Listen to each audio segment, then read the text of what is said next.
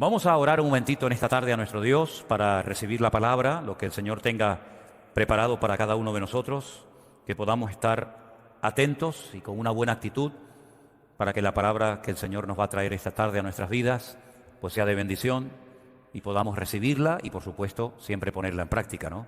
Que de eso se trata. Te damos muchas gracias, Señor, por este privilegio, esta gran oportunidad que nos estás brindando en esta tarde de poder congregarnos una vez más, de poder llegar a muchos hogares, a muchas vidas que también están en este momento pendientes en sus hogares, en sus sitios donde viven, de recibir la palabra. Señor, háblanos en esta tarde y que podamos recibirla con gozo, con alegría y que estemos también dispuestos a llevarla a la práctica todos los días de nuestra vida. Ponemos este tiempo en tus manos, en el bendito nombre de Jesús. Amén y amén. Quiero llevarles a la carta de Santiago. Está casi al final de la Biblia, antes de las cartas de Pedro.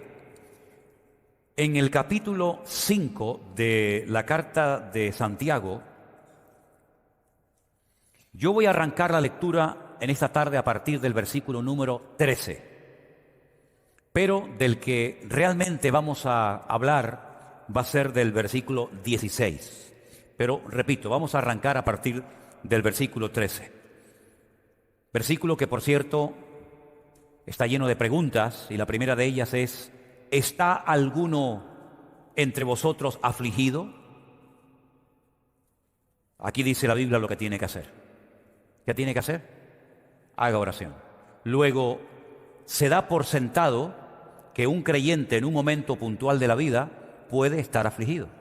Porque si ningún cristiano pudiera estar afligido o estuviera prohibido estar afligido, la Biblia pues nos diría prohibido afligirse.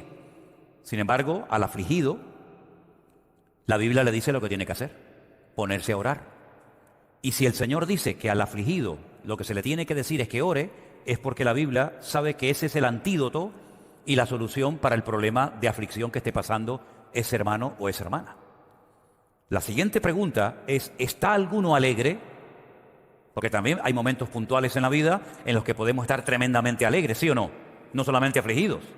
Bueno, pues al que está alegre le dice el Señor en su palabra: póngase a cantar alabanzas, no a cantar cualquier letra, no, cantar alabanzas, canciones bíblicas que conforten el corazón. La siguiente pregunta: ¿está alguno enfermo entre vosotros? Lo cual quiere decir que podemos estar afligidos, podemos estar alegres y también en un momento puntual de nuestras vidas podemos estar enfermos. ¿Y qué dice al enfermo? Llame a los ancianos de la iglesia, oren por él, únjanlo con aceite en el nombre del Señor. Es decir, que para todo hay solución, para todo, para el afligido, para el alegre, para el enfermo. No hay un vacío. No se dice, bueno, pues te aguantas, ¿no? Te quedas como estás. Sino que a cada persona, en cada circunstancia de la vida en la que se encuentre, hay una respuesta bíblica. Y ahora, para recalcar la importancia de la oración, en el verso 15 dice: y la oración de fe salvará al enfermo, y el Señor lo levantará, y si hubiere cometido pecados, le serán perdonados. Ahora, en el mundo del judaísmo, no solamente en la época del Señor Jesucristo, sino hoy en día, ellos creen totalmente convencidos que toda persona que está pasando por una aflicción o por una enfermedad es porque ha cometido algún pecado. No siempre es así. No siempre es así. No empiecen algunos a decir, bueno, entonces si estoy enfermo es que he pecado. Y si estoy en un momento de aflicción es porque he pecado. A veces sí, pero otras veces no. ¿Qué pecado había cometido Job? Si alguien en esta vida fue afligido, sin lugar a dudas fue Job. Y los amigos que vinieron teóricamente, supuestamente a consolarlo, no daban crédito y decían: ¿cómo es posible que si tú eres tan justo y eres tan bueno, cómo es posible que estés enfermo? ¿Y cómo es posible que se hayan muerto todos tus hijos? ¿Y cómo es posible que tu esposa se haya puesto en tu contra? ¿Y cómo es posible que te hayas arruinado? Y no daban crédito y siempre decían: bueno, a lo mejor no eres tan bueno como aparentabas o como decías ser. A lo mejor hay algo oculto que nadie sabe, pero que Dios sí, y entonces te estás castigando por eso. Porque, repito, dentro de la cultura del judaísmo, Siempre se asocia enfermedad y aflicción con pecado. Pero creo que he sido lo suficientemente claro y he hablado del hombre que más aflicciones pasó en esta vida, y no fue porque cometió un pecado que estaba oculto y que solamente Dios conocía. Y si no te vale el ejemplo de Job, pues te voy a hablar de Cristo. El Señor Jesucristo dijo: mi alma hoy está triste hasta la muerte. Y pidió que 3 de sus discípulos lo acompañaran al huerto de Getsemaní a orar con él.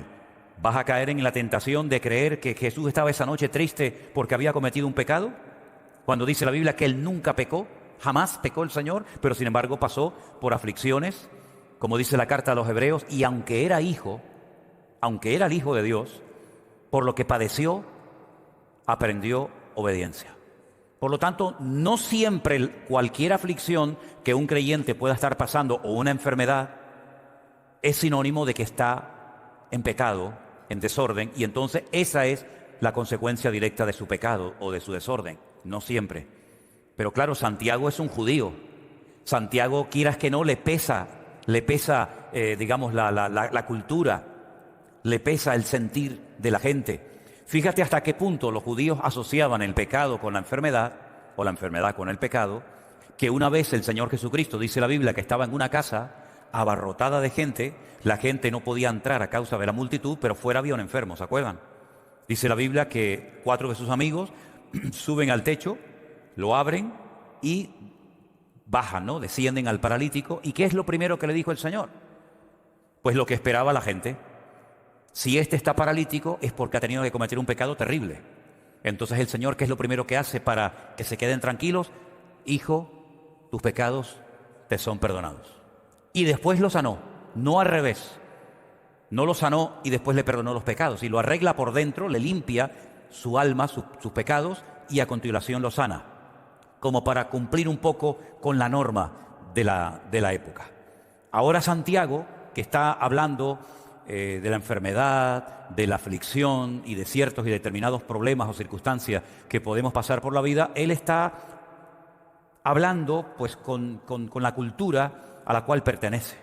Él dice que si alguno está enfermo y se ora por él, el Señor lo sana y le perdonará sus pecados. ¿Te das cuenta cómo asocia otra vez, sin querer o queriendo, los pecados con la enfermedad? Pero va más allá. En el versículo 16 dice: confesaos vuestras ofensas unos a otros, orad unos por otros para que seáis sanados. Fíjate cómo él asocia la sanidad, el milagro, con confesar las ofensas y con orar unos con otros. Bueno, tengo también que decir que hay gente que está mal porque no solamente están mal consigo mismos, sino que a lo mejor su relación con alguna persona de su entorno pues no está muy bien, que digamos, y eso te afecta espiritualmente y a la larga también te afecta físicamente. El libro de Proverbios nos habla mucho acerca de la envidia, de los celos, de la falta de perdón, del tener resentimiento, amargura en el corazón, que al final te termina pasando factura en los huesos, en los riñones, en el corazón y en otros miembros del cuerpo. Así que hay que ir muy delicadamente con este tema, porque hay creyentes o hay iglesias que enseñan que cada vez que te pasa algo malo, cada vez que te enfermas, cada vez que tienes alguna aflicción, es un castigo porque has pecado y has desobedecido al Señor. Bueno, repito, a veces puede ser que sea así, pero no siempre es así. La regla no siempre funciona así, sino que a veces hay cosas que no entendemos, pero que Dios permite una prueba en nuestra vida, bueno, pues para enseñarnos algo, para que oremos más, para que nos acerquemos al Señor y para que descubramos la fidelidad de Dios, la cual hemos cantado en esta tarde, en todas las circunstancias de la vida en la que nos encontremos. Ahora, Santiago dice que no la oración en sí misma, sino la oración eficaz del justo es la que puede mucho. Alguien dijo en cierta ocasión que el último elemento en la oración tengo que ser yo. Si nosotros vemos el Padre Nuestro, antes de que en el Padre Nuestro se pidan algunas cosas, ustedes saben que hay varias cosas que se piden, ¿no? En el Padre Nuestro, el pan nuestro de cada día danoslo hoy, perdona nuestras deudas como nosotros perdonamos a nuestros deudores, no nos metas en tentación, líbranos del mal. Antes de llegar a las peticiones, al principio se exalta y se glorifica el nombre de Dios. Santificado sea tu nombre. Venga a nosotros tu reino. Ahí no se está pidiendo nada a título personal, sino que lo que pretende el que ora que puede utilizar esa oración como una base o como un modelo es glorificar a Dios, levantar en alto su nombre, que en la oración el centro sea el Señor y no yo, y después, paulatinamente, progresivamente, el que está orando, utilizando esta oración modelo, comienza a pedir cosas a título personal. Pero en la oración yo tengo que ser el último en la lista y el primero que tiene que aparecer en nuestras oraciones siempre es el Señor. Porque si nosotros recurrimos única y exclusivamente a la oración, cuando tenemos problemas ya estamos empezando a orar mal. Esa no es la oración eficaz. Si la oración eficaz del justo puede mucho, a mí me interesa saber en qué consiste una oración eficaz. Porque si la Biblia dijera que la oración puede mucho, eso significa de que no tiene ninguna condición, ningún requisito, la oración en sí misma. Pero es que no dice eso la palabra. La palabra dice que es la oración eficaz la que puede mucho. Si ustedes se dan cuenta, esa última frase, la oración eficaz del justo puede mucho, es la última parte de un versículo que empieza diciéndonos lo que hay que hacer para que mi oración sea eficaz. Porque muchas veces decimos, la oración eficaz es la que se hace en el nombre de Cristo. Es verdad, no hay nada que añadir, no hay nada que objetar. La oración eficaz es la que oramos conforme a la voluntad de Dios. Es verdad, pero pocas veces se hace referencia a lo que se dice antes de esa frase para que nuestra oración sea realmente una oración eficaz. Lo primero que dice Santiago en el verso 16 es: confesaos no los pecados se les confiesan a Dios, pero confesaos vuestras ofensas unos a otros. Bueno, hay un capítulo en la carta de Santiago, que es concretamente el capítulo 3, donde él habla acerca del poder de la lengua. ¿Se acuerdan, no? Y él relaciona el hablar mal con atraer ciertas y determinadas enfermedades o cosas negativas en nuestra vida. De hecho, bendecir significa hablar bien. Maldecir significa hablar mal. Pues fíjense cómo en la mentalidad del judío siempre la enfermedad es sinónimo de que algo malo esa persona ha dicho. ¿De dónde arranca esa costumbre o esa tradición de que el que habla mal, el que se comporta mal, puede llegar a traer una enfermedad? ¿Saben de dónde arranca esto? No de los tiempos de Adán y Eva, no. Esto arranca de un momento en el desierto en el que dos hermanos carnales se juntan y comienzan a hablar mal de otro hermano carnal que tenían. ¿Se acuerdan? ¿Saben de quién estoy hablando, no? Eran tres hermanos: Aarón, Miriam y Moisés, que era el más pequeñito. Ellos sabían que el Señor estaba con Moisés y que lo había llamado y que lo había escogido y que era el instrumento que el Señor estaba utilizando para llevarlos de la esclavitud a través del desierto, y el objetivo final era la tierra prometida. Pero en el desierto, estos dos hermanos comienzan a hablar mal de su hermano. Y dice la Biblia que Miriam quedó leprosa. Y todo el pueblo se detuvo en el desierto, no podían avanzar porque no iban a dejar abandonada en el desierto a Miriam. Se podía morir de sed, se podía morir de calor. Y no es cuestión de abandonar a una persona porque se ha comportado malamente. Entonces, la Biblia dice que Moisés iba a orar por su hermana, pero tenía que ser expulsada, excluida de la comunión del pueblo durante una semana. Y durante esa semana, el pueblo, dice la Biblia, que no avanzó en dirección a la tierra prometida. Primera lección que vemos aquí: el hablar mal en esa ocasión contrajo la lepra. Por eso los judíos, cuando hablan de las enfermedades, y hay miles de enfermedades, dicen que las personas que tienen problemas de la piel, todas las enfermedades de la piel tienen que ver con la mala forma de hablar. La crítica, el chisme. Ahora todo el mundo se está mirando la piel, ¿no? A ver si tiene algún granito, algún lunar, y dice: uy, es que ayer dije no sé qué cosa y este lunar cada vez está más grande. Bueno, repito, no siempre las cosas son así. Hay excepciones, ¿verdad? Pero todo arranca de ahí. La Biblia nos enseña que el pueblo estuvo esperando a que el Señor sanara y restaurara la vida de Miriam. Algunos me han preguntado, pero es que los que hablaron mal fueron dos, Aarón y Miriam. ¿Por qué solamente quedó leprosa Miriam y no Aarón? Y tengo que confesarles que no tengo respuesta. No lo sé. Yo creo que lo justo hubiera sido que los dos se quedaran leprosos. Pero a lo mejor fue Miriam, al ser la hermana mayor, la que en vez de ser un ejemplo a su hermano Aarón, le dio un mal ejemplo y lo arrastró a una crítica, porque parece como que Miriam fue la que movió o dio pie a la crítica, y entonces tú empezaste y contigo el Señor pues tiene que tratarte de una manera diferente para que tu hermano Aarón vea el ejemplo. Ahora es curioso notar, en hebreo hay una expresión que se dice midá keneged midá, que significa literalmente medida por medida. Una de las cosas que se enseña y se dice constantemente en el pueblo de Israel es esta expresión, medida por medida, midá keneged midá. Y es como lo que nosotros decimos, lo que siembras es lo que cosechas, más o menos así. ¿Quién fue la persona que estuvo esperando qué iba a pasar con el destino, con la vida de Moisés? Cuando llegan y lo ponen en el río Nilo, en aquellas cestitas, ¿se acuerdan?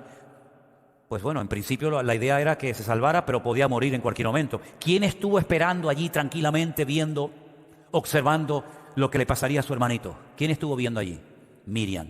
Estuvo esperando y no se fue hasta que la hija del faraón llegó y dice, ¡ay, qué niño tan hermoso! Dice, qué niño hermoso, cogió y se lo llevó y lo adoptó como si fuera un hijo suyo. Bueno, pues así como ella estuvo esperando por su hermano Moisés, ahora es Moisés el que está esperando por su hermana Miriam, que lo ha criticado, pero que él va a orar por ella, el Señor la va a sanar, va a ser restaurada, unida otra vez al pueblo, y el pueblo va a seguir avanzando hacia su destino final, que era la tierra prometida. Qué hermoso, ¿verdad, hermanos? Ahora, fijaros cómo tan arraigado estaba el tema de la enfermedad con el pecado, que un día los discípulos de Cristo iban caminando por la calle y encontraron a un hombre que era ciego de nacimiento, porque había gente que habían tenido buena vista, pero que habían perdido la vista. Por eso hay algunas personas que no le piden al Señor ver por primera vez, sino recuperar la vista que habían perdido, como por ejemplo el patriarca Isaac. Isaac no siempre fue ciego. Isaac fue ciego cuando ya era viejito, cuando era mayor, pero él vio perfectamente durante mucho tiempo. Pero cuando ven a este hombre ciego de nacimiento, le dicen al Señor, Señor, ¿quién pecó? ¿Este o su padre, para que este hombre haya nacido con esta terrible enfermedad de la ceguera desde su más tierna infancia? Y el Señor le dice, es que no van por ahí los tiros, queridos. Este hombre no es ciego, este hombre no está enfermo, porque su padre cometió un pecado y ahora el hijo está llevando el pecado del padre. Ni siquiera él ha cometido un pecado para que tenga este castigo. No. ¿Saben por qué este hombre ha nacido así? Y claro, ellos no tienen respuesta, porque ellos asociaban enfermedad con pecado, pecado con enfermedad. Pero cuando el Señor le dice, ¿sabéis por qué este hombre ha nacido ciego? Ellos no tienen respuesta, porque nadie enseñaba eso. Dice, este hombre ha nacido así para que la gloria de Dios se manifieste en él. Y se den cuenta ustedes que esos argumentos que ustedes tienen no siempre son acertados, no siempre son correctos, sino que aquí hay una excepción, ¿verdad? Y esta excepción es que yo estoy aquí para ser glorificado en la vida de este hombre. Pero Santiago, como es judío, él dice, para que una oración sea eficaz, lo primero que tiene que haber es que se arreglen las relaciones interpersonales entre los hermanos. Es decir, que se confiesen las ofensas, que se arreglen los hermanos, y entonces una vez que ya se han confesado, que ya se han puesto en orden otra vez, orar el uno por el otro, y entonces viene la sanidad. Fíjate qué curioso cómo a veces en nuestra vida, sin darnos cuenta, la cultura, la educación que hemos recibido, el trasfondo religioso del que venimos, el país del que venimos, etcétera, etcétera, cómo en un momento determinado en nuestra forma de orar, en nuestra forma de predicar, en nuestra forma de vivir la vida, puede en un momento determinado ejercer una influencia tan grande que Santiago dice, sí, la oración eficaz del justo puede mucho, pero un momento, primero hay que pedir perdón, luego hay que orar, tenemos que llevarnos bien entre nosotros y luego la oración es eficaz, pero antes no. Bueno, yo creo, sinceramente, con todo mi corazón, que la oración, por supuesto, es el antídoto y la respuesta divina, la respuesta celestial para muchos males de la vida, pero creo que también, y pocas veces, o yo personalmente nunca he escuchado a nadie que diga que la oración es una escuela. La oración es una escuela y quiero explicarme. ¿Por qué oramos nosotros? ¿Por qué oramos? Porque cuando generalmente oramos por algo, es porque ese algo, por nosotros mismos, no lo podemos conseguir, ¿sí o no? Si yo, por ejemplo, tuviera que pintar la pared de la iglesia, y yo puedo por mí mismo pintar la pared de la iglesia, pues yo vengo, cojo el rodillo y pinto. Si yo puedo salir a la calle y hacer cualquier cosa por mí mismo, instintivamente lo vamos a hacer. Pero la oración me enseña a depender de Dios. Porque hay cosas, como cristiano, por mucho conocimiento bíblico que usted pueda tener, por muchos años que lleve en la iglesia, por mucho tiempo que lleves en el ministerio predicando la palabra, hay un momento en el que tú dices, yo me siento incapaz, totalmente impotente de solucionar este problema. Por ejemplo, hace poco prediqué de Jairo. ¿Se acuerdan de Jairo, el principal de la sinagoga de Jericó? Ese hombre sabía la Biblia de memoria. Era un rabino, era una persona con influencia, una persona que daba consejos a casadas, a solteros, a viudos, a matrimonio. Pero hay un momento en el que él tiene un problema familiar que su religión, su conocimiento, su experiencia en la vida no le ayudan. ¿Y a quién tiene que ir? A buscar ayuda al maestro. Si él pudiera en ese momento haber solucionado el problema con la niña que estaba enferma, que después sabemos que murió, nunca hubiera recurrido al Señor. Pero la enfermedad de su hija, posteriormente la muerte de su hija, lo impulsa a buscar al Señor. Y ahí hay una lección muy importante. Nosotros dependemos en la vida para todo de nuestro Señor Jesucristo. El único que no necesita de nada ni de nadie es nuestro Dios. Pero nosotros muchas veces a lo largo de nuestra vida vamos a tener que orar, no solamente para dar gracias, sino para pedir misericordia, para pedir sanidad, para pedir sabiduría y tantas cosas que no vamos a poder obtener por nosotros mismos. Esa es la primera lección de la escuela del taller de la oración, la dependencia que tenemos del Señor. Segunda lección, ¿por qué oramos? Porque sabemos que Dios nos oye, ¿sí o no? Si nosotros supiéramos que Dios no nos va a oír, seguramente no oraríamos, ¿sí o no? ¿Sí o no? Pero dice la Biblia, esta es la confianza que tenemos en Él, que si pedimos alguna cosa conforme a su voluntad, sabemos que Él nos oye. Y si sabemos que Él nos oye, tenemos las peticiones que le hayamos hecho. Segunda lección, nuestro Dios nos oye porque no es un Dios sordo.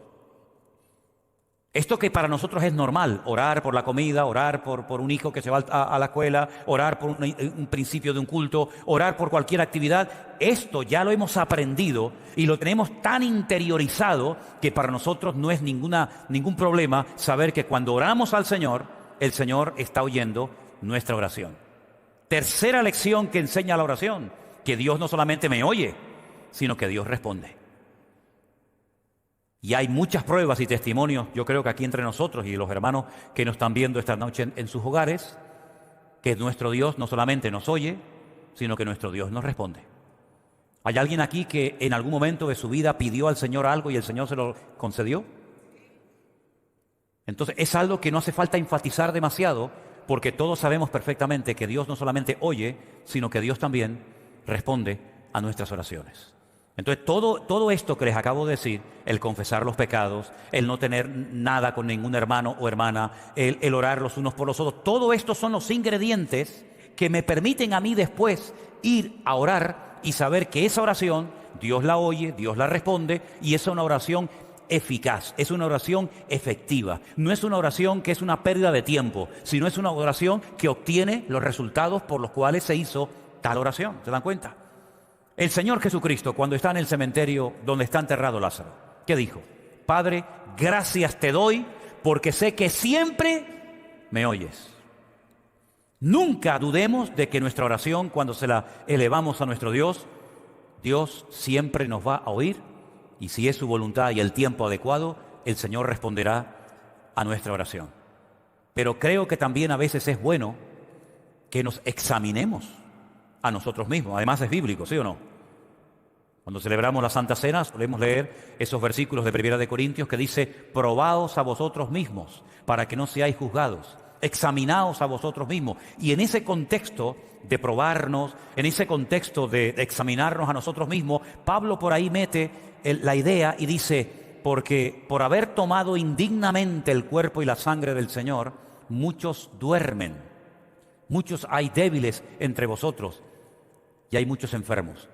¿Te das cuenta cómo una vez más Pablo demuestra bíblicamente que hay, no siempre, pero hay momentos y circunstancias en la vida en la que algo que nos puede estar pasando es consecuencia de algo que estamos haciendo o diciendo mal? Porque repito, bendecir es hablar bien y maldecir es hablar mal. Por eso Santiago dice, la boca es como una fuente. Y una fuente, no existe en el mundo una fuente que echa agua dulce y al mismo tiempo agua salada. O echa agua dulce o echa agua salada, pero las dos cosas no puede ser. Y Santiago dice que a veces en nuestras lenguas, en nuestro vocabulario, en nuestra forma de hablar, salen palabras adecuadas y salen palabras inadecuadas o incorrectas. Y eso es lo que muchas veces paraliza, permítame la expresión, congela la oración. ¿Por qué? Porque no se están dando los ingredientes adecuados para que esa oración sea respondida por nuestro Dios. También es verdad, y hay que decirlo, lo podemos ver perfectamente en la en el libro de Daniel, que hay momentos en la que la oración entramos en un nivel de guerra, de batalla espiritual. Daniel oraba y ayunaba durante 21 días, no recibía ningún tipo de respuesta, hasta que un ángel le viene y le dice, es que he estado peleando contra el príncipe de Persia. Tu oración fue oída desde el primer día que te dispusiste a orar, tu oración subió a la presencia de Dios. Pero una cosa es que suba la oración y otra cosa es que baje la respuesta. Son dos cosas diferentes. Y aquí de lo que se trata no solamente que Dios me oiga y que suba a su presencia mi oración, sino que yo obtenga la respuesta a la oración. Pero hubieron interferencias, hubieron guerras espirituales por el camino y al final, pues con la constancia y con la perseverancia se ha obtenido la respuesta y el favor de Dios. Así que, queridos hermanos, yo creo que es muy bueno que de vez en cuando nosotros, antes de orar, nos hagamos la siguiente pregunta. ¿Cómo está mi relación con mi Señor? ¿Cómo está mi relación con Él? ¿Hay interferencias? ¿Hay cosas que están bloqueando la oración?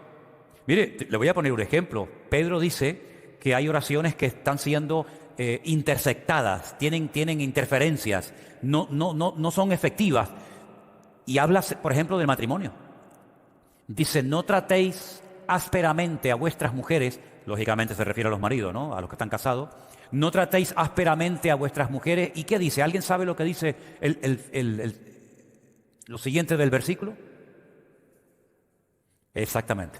Para que vuestras oraciones no tengan estorbo.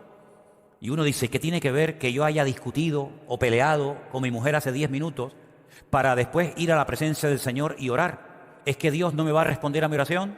¿La respuesta cuál es? No. ¿Pero por qué no? Porque ya te lo estoy diciendo.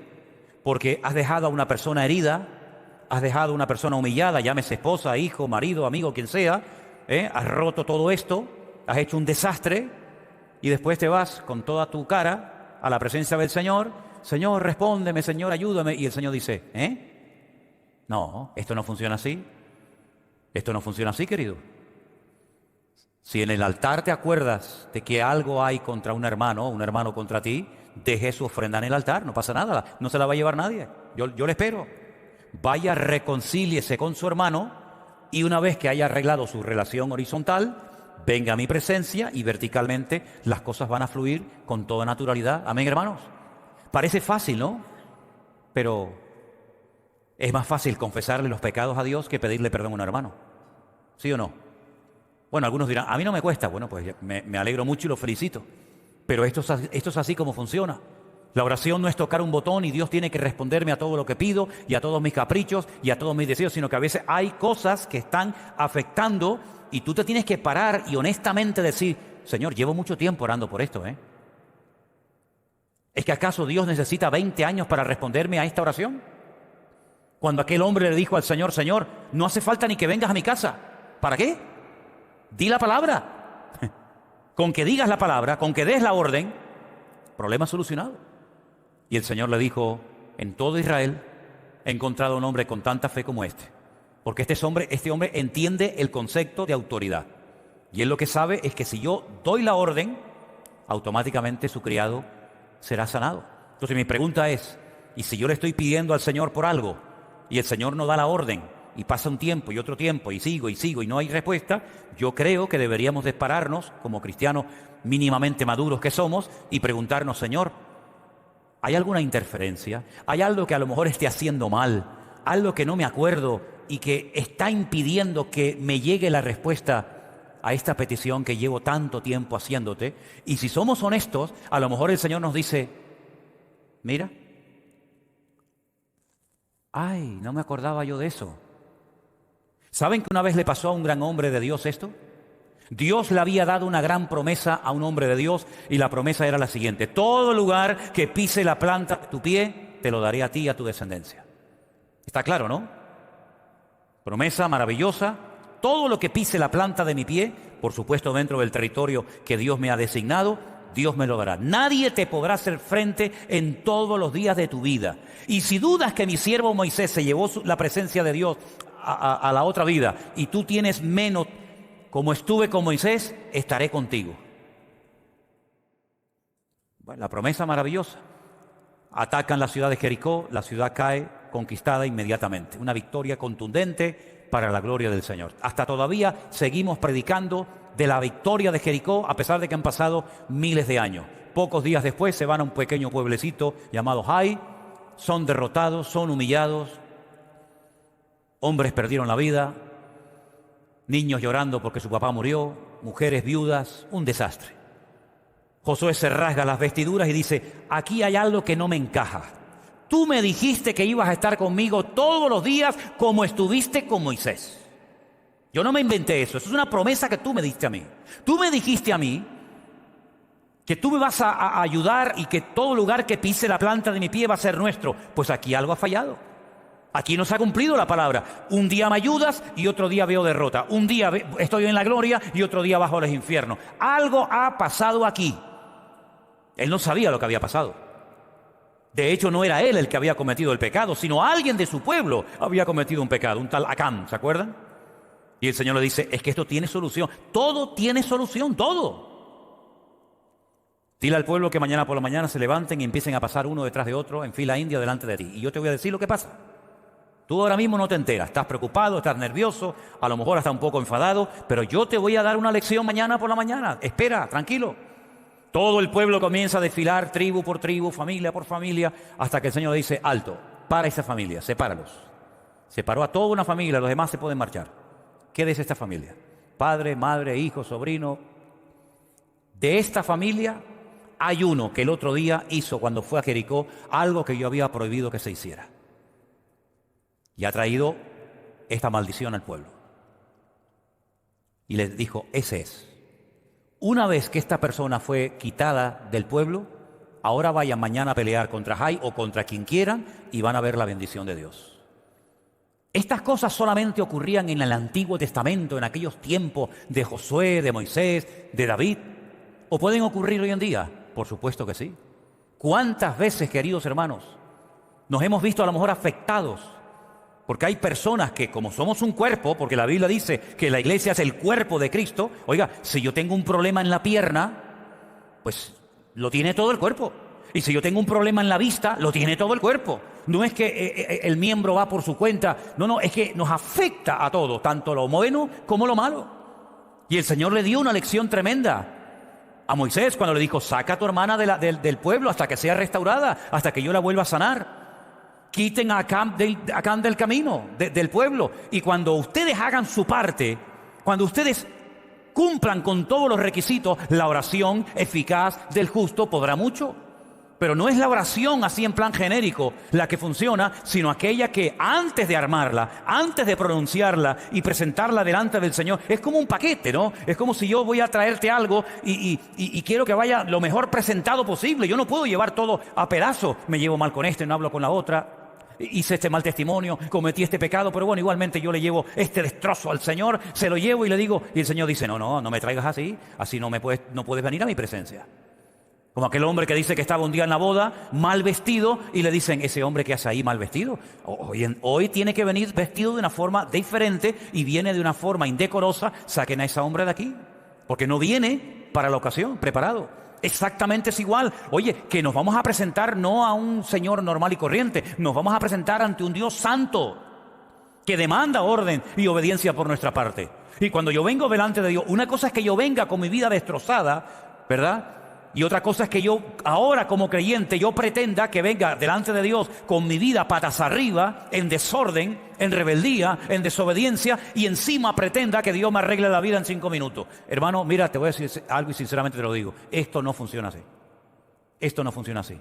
Claro, al principio cuando uno empieza en los caminos del Señor, pues oye, uno hace las cosas por inercia, ¿no? Uno piensa que... Pero después de un tiempo, uno se tiene que parar y decir, Señor, la oración es algo muy serio, ¿eh?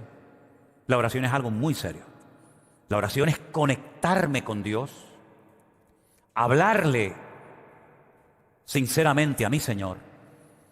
Y yo sé positivamente que yo estoy llevando en este momento de mi vida, pues yo qué sé, una doble vida, una doble moral, soy una cosa aquí, otra cosa allá, y eso nos debería de dar temor, respeto, como leíamos el otro día en el libro de los Hechos, que las iglesias eran edificadas, eran fortalecidas en el poder del Espíritu Santo. ¿Pero por qué? Porque había paz entre ellos. Y porque dice la Biblia que andaban en el temor de Dios. ¿Se acuerdan? Las iglesias tenían paz, andaban en el temor de Dios y automáticamente el Espíritu Santo se movía. Y el Espíritu Santo hacía maravillas entre ellos, pero ellos estaban haciendo su parte. Cuando las cosas no se hacían correctamente, automáticamente la bendición se detenía, la bendición se paraba, no porque Dios no quisiera bendecir, sino porque no se daban las condiciones para que el Señor obrara sorprendentemente para ese pueblo. Voy a ponerles un ejemplo más. La Biblia dice que Jesús fundía a Nazaret, el pueblo donde se había criado. Todo el mundo lo conocía. Y dice literalmente la Biblia, y no pudo hacer milagros en Nazaret. ¿Cómo? No pudo. ¿Qué le pasó? ¿Qué le pasó al Señor ese día? Que no pudo. Podían que a Capernaum y no en Nazaret. Cosa más rara. ¿Qué pasaba en Nazaret? Y dice el versículo siguiente, a causa de la incredulidad de ellos. Ah, ahora entiendo. Es decir, que si no hay fe, si hay desconfianza, si hay incredulidad, ¿Dios no puede operar? No es que Dios no pueda operar, es que Dios ha puesto unas condiciones encima de la mesa, hermanos. Y las condiciones que Dios pone son para nuestro beneficio.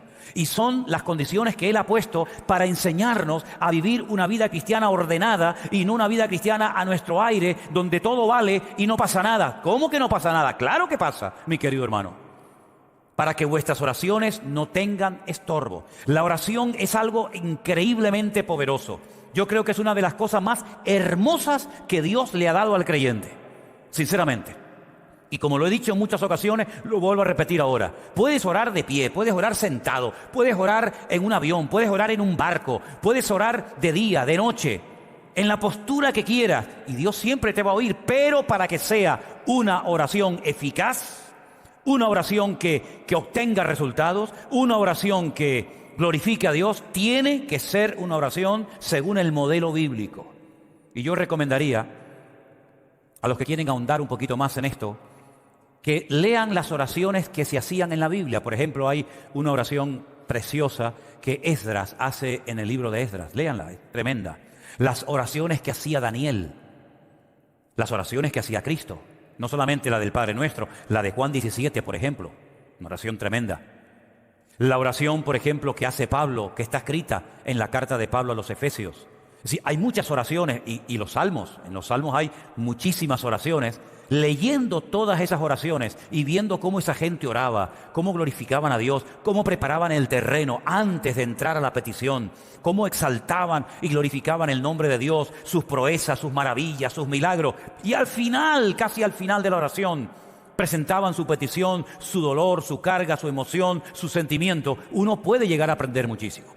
Así que vamos a dejarnos enseñar e instruir por el Señor, no solamente a través de la palabra, cosa que tenemos clarísimo que hace, sino que, repito, para mí la oración es una escuela.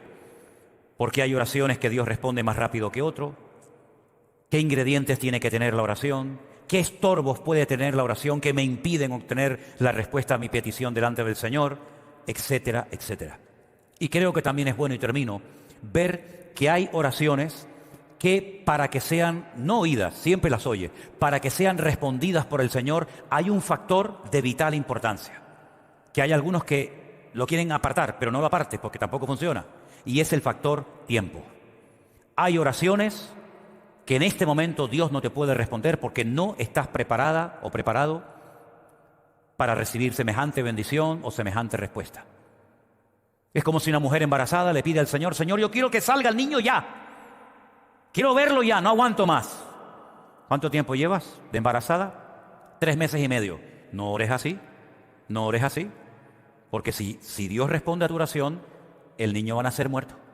Se puede morir. Tienes que aprender a esperar. Pero es que ya llevo 3 meses. Bueno, pero aún te queda. Aún te queda. No está formado. No está formado. Se está formando poquito a poco, pobrecito. Ahora una cosita, mañana la otra. Si tuvieras el niño ahora, tendrías un monstruo. Tendrías un niño que no está preparado para la vida. Y para cumplir tu capricho y para que te quedes contenta, tengo que hacerle un daño a otra persona. Entonces, tienes que aprender a esperar. Pablo le dijo al Señor: quítame este aguijón, Señor. Yo te lo he pedido ya 3 veces. Y el Señor le dijo: bástate mi gracia. Porque mi poder, ¿en qué se perfecciona? En la debilidad. Entonces él tuvo que aprender una lección por medio de la oración, en este caso no respondida, de que el poder de Dios se perfecciona en la debilidad. ¿Dónde aprendió eso? A través de la oración. En este caso de una oración que el Señor le dijo: espera. No sabemos si el Señor más adelante le quitó el aguijón, pero por lo menos cuando él escribe la carta a los Corintios, el Señor le dijo: no, pero es que ya ha pedido 3 veces, como si me lo pides 80. No es cuestión de pedir y pedir y pedir y pedir y pedir. Yo ya te oí del primer día, pero en este momento no te lo voy a quitar. Porque él después reconoce, cuando Dios lo trata y le habla así tan directamente, dice: para que no me enalteciera sobremanera. Ah, amigo. Claro, porque dice que él conocía a un hombre. Él habla en tercera persona, como de otra persona, pero es él el que está refiriéndose a él. Se conozca a un hombre que hace 14 años subió a la presencia de Dios y allí vio y oyó cosas inefables que no le ha sido permitido escribirlas. Es él el que vio y oyó eso. Y para que no me enalteciera sobremanera, el Señor me mandó este aguijón. Es decir, que la humildad no viene por leer la Biblia. La humildad no viene por cantar. La humildad viene por el aguijón. Y si quieres aprender a ser humilde y que no se te suba a la cabeza todo lo que sabes, que ni siquiera está en la Biblia escrito, y todo lo que has visto, que nadie lo ha visto, sino solamente tú, pues yo te tengo que mandar temporalmente un aguijón para que no te enaltezcas sobremanera. Entonces, a veces puede ser en un momento determinado de la vida que Dios nos manda un aguijón. Yo no voy a decir cuál es tu aguijón, pero puede ser que a veces el Señor tiene en tu vida una situación que es la que te mantiene humilde, y es la que te mantiene con los pies en la tierra y con la cabeza en el cielo, y es la que impide que te vuelvas loca y te vuelvas otra vez a revolcar en el mundo. Entonces el Señor te tiene así como un poquito frenado, ¿no? Como un poquito retenido, y en el fondo te está haciendo un favor el Señor, porque el Señor, como hemos cantado, es bueno y para siempre es su misericordia. Así que creo que tenemos que aprender mucho para orar cada día mejor y para no desesperarnos, sino saber que mi Dios me oye y que Él tiene todo bajo su control y que cuando lo crea oportuno, el Señor me dará lo que le he pedido si es su voluntad. Amén, hermanos. Cierra tus ojos en esta tarde, ahí donde estás. Confía en el Señor, que Él hará en su debido tiempo. Aleluya. La oración eficaz del justo puede mucho. Señor, enséñanos a orar eficazmente, a cumplir con todas las condiciones y requisitos que tú nos enseñas en tu palabra, para que nuestras oraciones no sean estorbadas, para que nuestras oraciones sean efectivas, eficaces, y podamos ver la gloria de nuestro Dios cada día en nuestra vida. Gracias te damos, Señor, porque tu palabra nos enseña, pero también la oración nos muestra lecciones fundamentales para poder vivir vidas cristianas victoriosas y bendecidas. Ponemos nuestra vida en tus manos con acción de gracias en el nombre de Jesús. Amén y amén.